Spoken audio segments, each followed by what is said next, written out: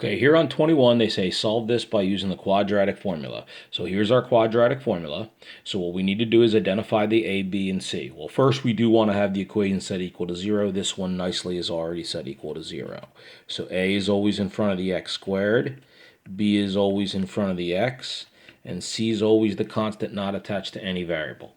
Okay, so I'm going to write x equals negative parenthesis plus or minus the square root parenthesis squared minus 4 parenthesis all over 2 times parentheses. So there's like the shell. That's the basic formula with all the variables taken out. And now I need to plug in. You should always have this next to you, so you're plugging this in very carefully. Negative 7. B goes in here. Negative 7. A, C over 2 times A. Now, first thing I will do is clean up what's in front of the plus or minus. Negative 7 is positive 7.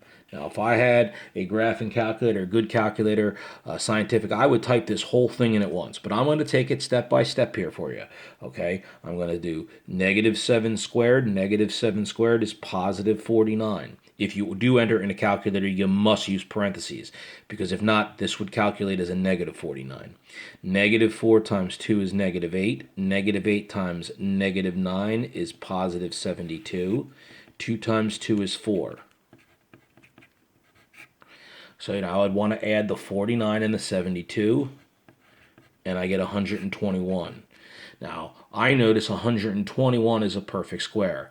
11 times 11 is 121. So this is 7 plus or minus 11 over 4.